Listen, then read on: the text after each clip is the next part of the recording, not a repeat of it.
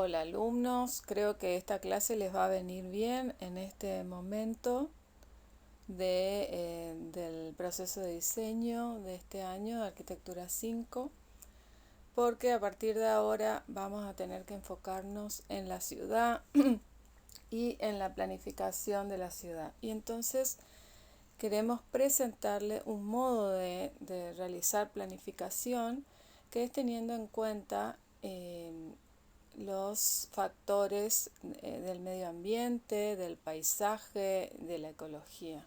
O sea, ver la ciudad como un objeto biológico y no tanto como un objeto funcional, básicamente. El año 2008 marcó un hito histórico en la humanidad. En esa fecha, la proporción de la población mundial residente en las áreas urbanas superó el 50%. Y entonces, a partir de ese momento, las áreas urbanas se convirtieron en el hábitat dominante de la humanidad. Fíjense en el gráfico, en 1970 solo el 37% de la población vivía en áreas urbanas. En el 2000, o sea, 30 años después, ya había aumentado la población urbana a un 47% y para el 2030 se espera que el área urbana, la población urbana supere el 60%. Sabemos que en las ciudades el crecimiento económico es indispensable para el desarrollo de la humanidad. La posibilidad de tener todas las condiciones como para que el hombre pueda desarrollar sus actividades y pueda crecer exponencialmente se da en las ciudades. Entonces es una tendencia que va a ir en aumento y salvo que la humanidad cambie su rumbo, va a seguir esta tendencia en este sentido. Entonces, como les decía, el crecimiento económico básicamente se da en las ciudades. Pero cuando se produce una desproporción muy grande entre la población que recibe la ciudad y la posibilidad de esa ciudad de generar trabajo, se produce un desequilibrio. Y esto es lo que ocurre en las ciudades de América Latina.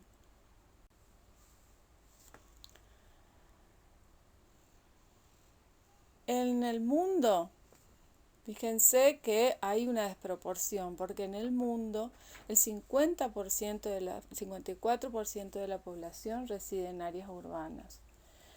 Y se prevé que en el 2050 llegará al 66%. En cambio, en América Latina ya estamos en el 80% de la población radicando en ciudades. Y en Argentina, debido a la forma de producción principal de la Argentina, que es la producción agropecuaria, se ha producido una fuerte migración de las zonas rurales a las ciudades a partir de los años 70, y entonces esto ha alcanzado estos niveles de, fíjense, el 92% de la población de la Argentina radica en la ciudad. Y acá tenemos un gráfico donde se ve la situación de América Latina, que está en rojo,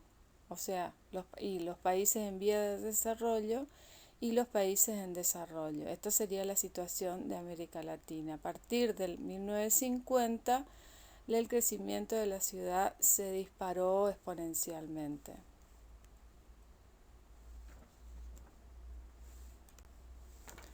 Disculpen las pausas, pero es la primera vez que hago esto, entonces seguramente van a haber varios errores.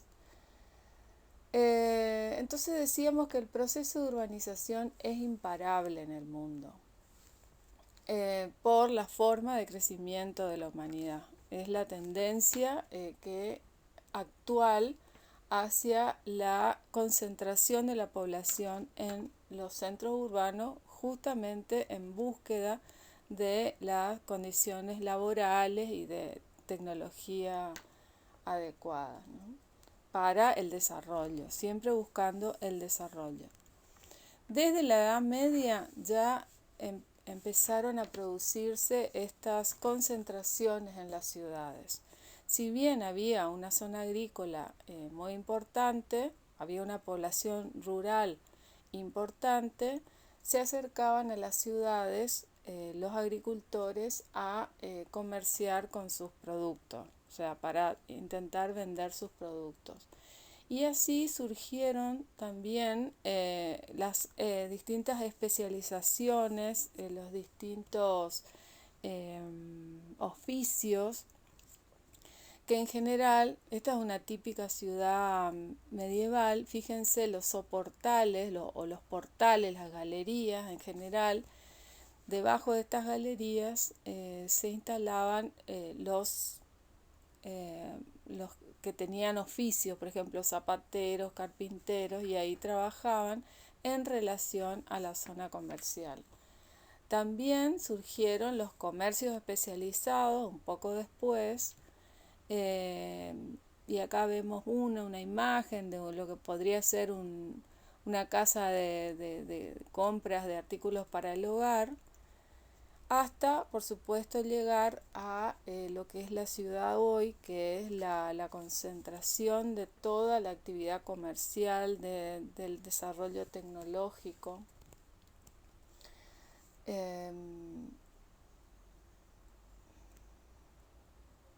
La urbanización, tiene sus implicancias económicas, sociales y ambientales. Y esto va asociado a la transformación de los patrones de producción, distribución y consumo. No solamente son centros de producción y de comercialización las ciudades, sino también son los mayores centros de consumo. Entonces, las ciudades terminan siendo los lugares de mayor concentración de capitales. También decimos que las ciudades son esenciales para las cadenas de valor. O sea, es aquí en las ciudades donde se agrega valor a los productos de la zona agropecuaria, por ejemplo, ¿no? Y es acá, en función de toda la producción y el consumo, también se determinan las relaciones sociales, políticas y, por supuesto, económicas.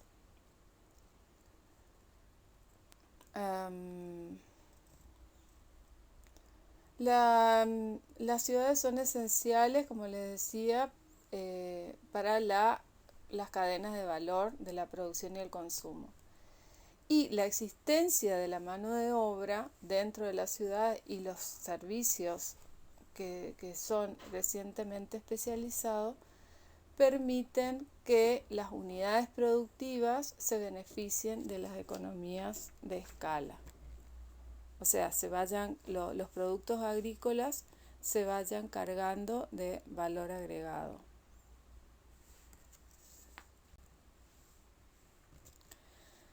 Pero la urbanización, si bien permite el desarrollo, también tiene sus riesgos, ¿no? Presenta tanto oportunidades como riesgos. Si bien ayuda a superar la pobreza y alcanzar los objetivos de desarrollo sostenible, como dice el texto que tienen al lado, también da origen a serios problemas ambientales, sociales y económicos si no se recurre a una planificación adecuada. Retomando el tema de América Latina, cuyas ciudades están superpobladas, han recibido, como les decía, en los últimos 30 años, desde 1970 al 2000, han recibido 26 millones de habitantes en toda América Latina, migrantes de las zonas rurales. Y, o sea, que estos migrantes de las zonas rurales pasaron a formar parte del casi 30% del crecimiento urbano de esos últimos 30 o 50 años, ¿no? La ciudad no fue capaz de absorber esa población migrante, no recibieron respuesta laboral ni de oportunidades, entonces se generó un crecimiento masivo, y generó numerosos problemas de todo tipo, entre ellos ambientales, sociales, económicos. Entonces la ciudad pasó a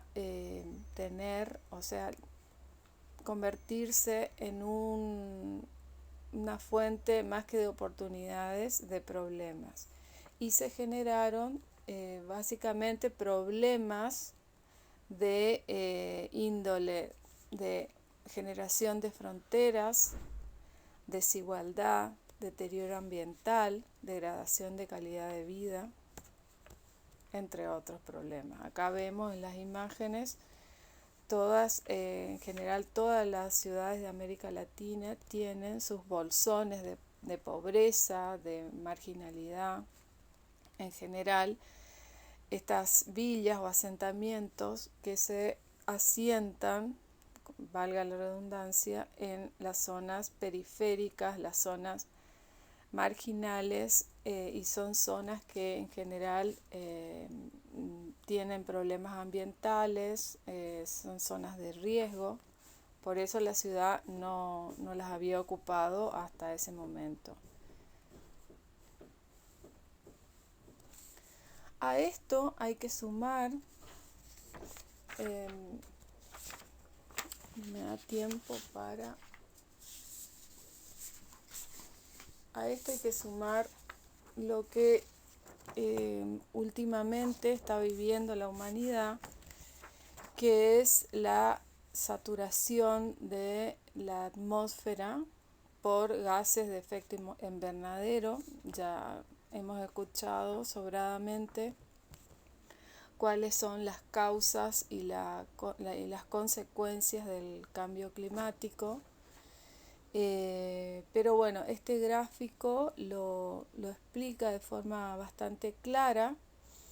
Son los efectos de la radiación solar que llegan a la Tierra y rebotan, calientan la superficie terrestre, y este calor que emite la Tierra no puede salir al espacio exterior debido a una capa que está formada por los llamados gases de efecto invernadero, entre ellos y mayormente el dióxido de carbono o el CO2, ¿no? Entonces estos rayos, este calor, digamos, vuelve a rebotar en esta lámina, sería como una barrera del calor, y vuelve de nuevo a la Tierra causando un montón de efectos que vamos a ver más adelante, pero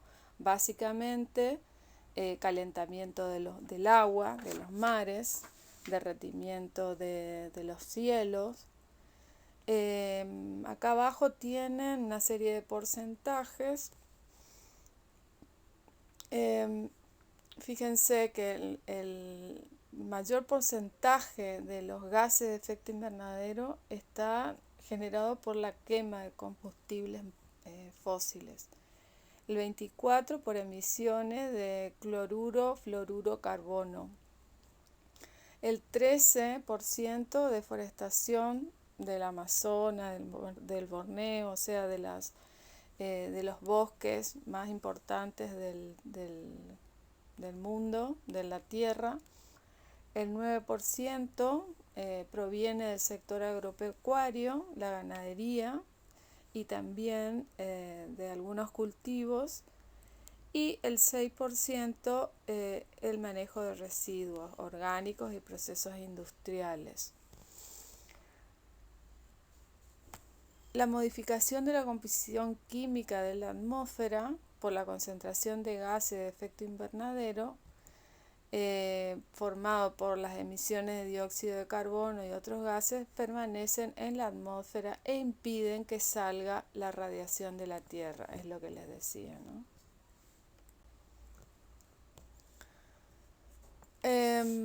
Bueno, entre los efectos del cambio climático está el aumento de temperatura que de forma general, digamos, ha aumentado de un 0,6 a un 0,7 grados centígrados durante los últimos 150 años.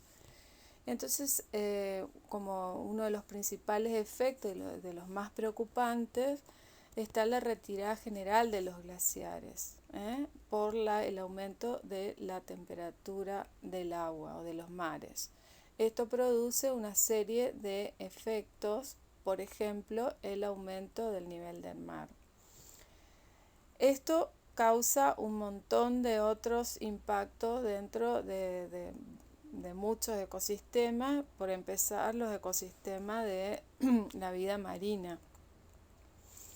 Y corren peligro de desaparición muchos de estos.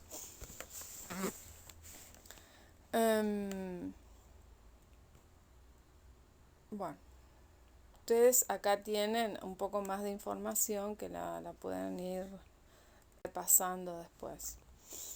Acá vemos el caso de cómo se han reducido glaciares. Los glaciares, aparte de estar, bueno, de generar un aumento del nivel del mar, producen también cuya desaparición produce la sequía, ¿no? En algunas zonas que dependen del agua de deshielo de los glaciares para el consumo. Por ejemplo, en California depende de unos glaciares que están ubicados en Sierra Nevada. Fíjense cómo se ha reducido el glaciar desde 1883 a 2015. Entonces esto se acerca a lo catastrófico, ¿no? Existe una relación cada vez más significativa entre las ciudades y el cambio climático, y se dan distintas escalas, desde lo global hasta lo local, pasando por lo regional. Por un lado, las emisiones de gases de efecto invernadero en las ciudades constituyen el 70% de las emisiones mundiales y la energía que demandan las ciudades asciende al 80% del total. La enorme huella de carbono que dejan creada por nuestras ciudades es el resultado de la deficiente planificación. La dispersión de la trama urbana, con medios de transporte público insuficiente y de viviendas alejadas del trabajo y de los comercios, produce un aumento de flujos vehiculares que emiten dióxido de carbono. Además, los edificios siguen utilizando combustibles fósiles para cubrir sus necesidades energéticas. Ahora bien, las ciudades también son las de mayor productividad, o los núcleos de mayor productividad y de mayor generación de riqueza. De hecho, generan el 70% del PIB mundial. Si bien las ciudades causan un gran impacto sobre el clima, también son las más afectadas. La mayoría de ellas están ubicadas cerca del agua, lo que supone un peligro por el potencial aumento del nivel del mar y los fenómenos climáticos como tormentas o huracanes. En contrapartida, las ciudades pueden formar parte de la solución para lograr la reducción de los nocivos gases de efecto invernadero que provocan el aumento de la temperatura global derivadas de la producción de energía, como dijimos, y que absorben el calor y provocan el calentamiento de la Tierra. O sea, las ciudades, a pesar de ser las principales causantes del cambio climático, también como lo que son centros de innovación y creatividad, pueden proporcionar también las respuestas para combatir el calentamiento global, porque más allá de que en las ciudades se produce riqueza, también se produce el avance científico. Y bueno, un poco esta diapositiva tiene que ver con todos los efectos de las ciudades como principales causantes del cambio climático. El cambio climático, a su vez, pone en riesgo el bienestar de las poblaciones.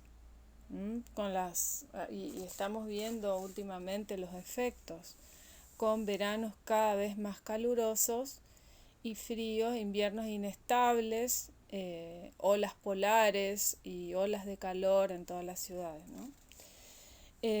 También el aumento de los desastres hidrometeorológicos, los episodios de lluvias intensas que no da tiempo a que el territorio pueda desaguar de forma correcta. Y con el cambio climático se prevé un aumento de estos eventos tormentosos y de precipitación.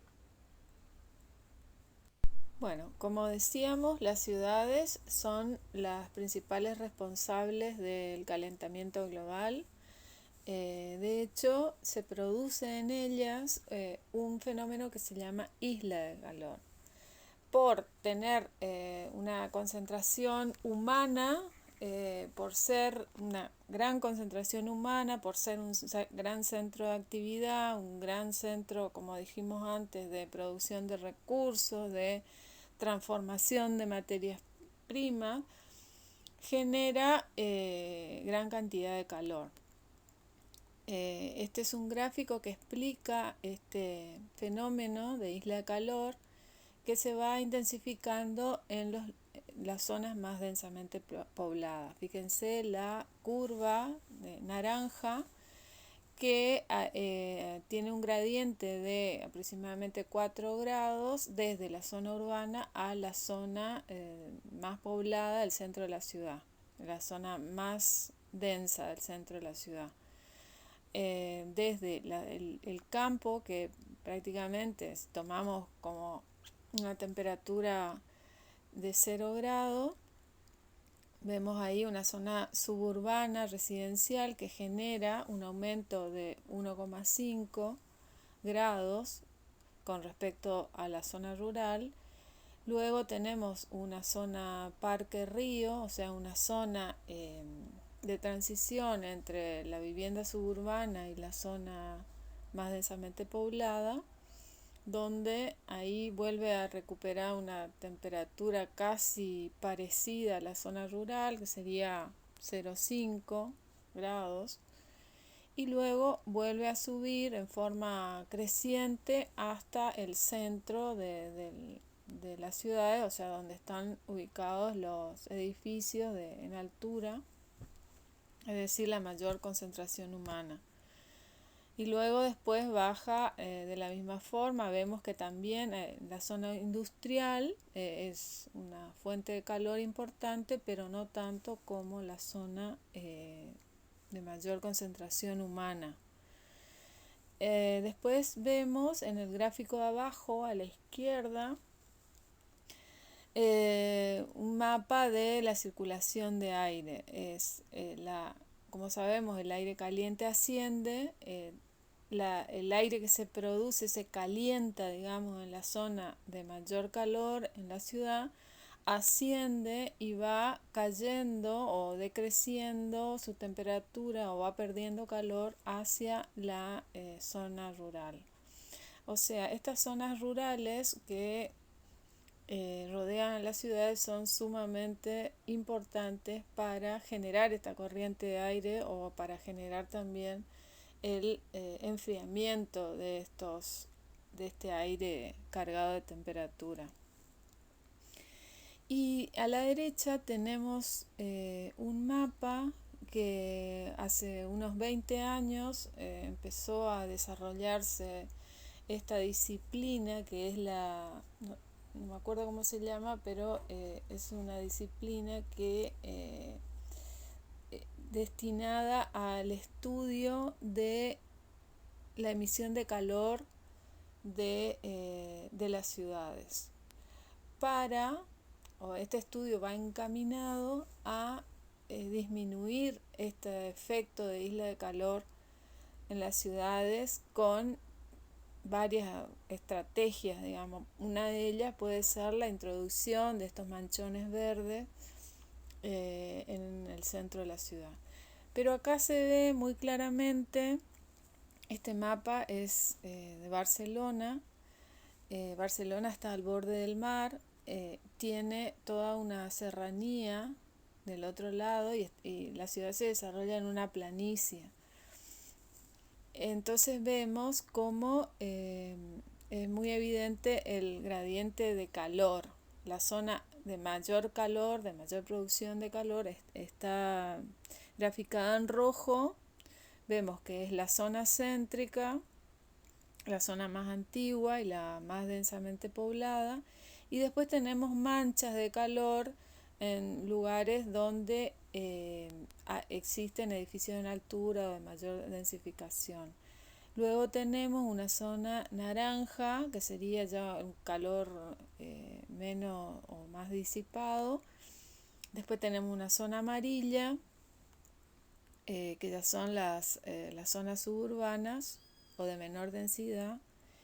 Y hacia los bordes tenemos el contacto con las zonas naturales, los parques naturales, la sierra, que en general no es tan densamente poblada, o sea, tiene una población escasa, de casas de fin de semana o pequeños pueblos.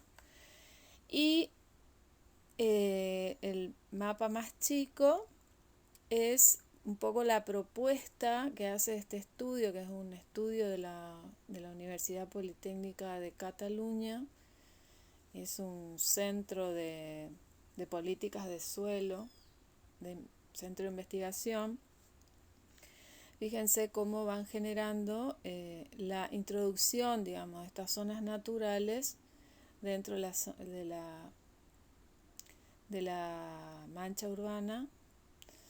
O sea, de alguna manera es como una ampliación o una introducción de estos parques en la trama urbana. Entonces la isla de calor se disipa.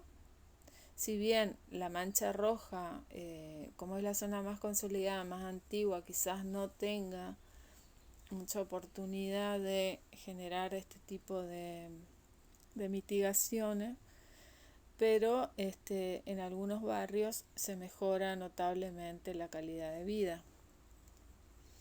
Y acá en el texto que tienen al lado, un poco cuenta la historia de calor, digamos, de las ciudades, por qué las ciudades generan más calor, que tiene que ver porque es la zona donde se produce más combustión, o la combustión de los combustibles fósiles está más concentrada a través de la circulación vehicular, pero también de los trabajos industriales. Se reducen los espacios verdes debido en general a la falta de planificación o a la especulación inmobiliaria, cuando el Estado no tiene una participación activa o no busca la sustentabilidad y el mejoramiento de la calidad de vida.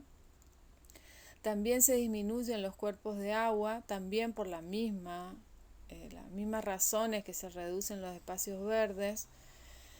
con el agravante de que los cuerpos de agua en general se canalizan o se entuban, o sea, desaparecen prácticamente, perdiéndose la oportunidad de ser termorreguladores. Pues todos sabemos que el agua, más allá de que otorga humedad al ambiente y genera mayores posibilidades de lluvia, también son termorreguladores, bajan la temperatura del aire, refrescan el aire. Y bueno, se modifica la velocidad de los vientos, muchas veces estos edificios sirven de barreras de las brisas. Se producen cañones de calor, o sea, toda la superficie reflejante de estos edificios en altura. Muchas veces el aire que circula impide que este calor pueda ascender a la superficie.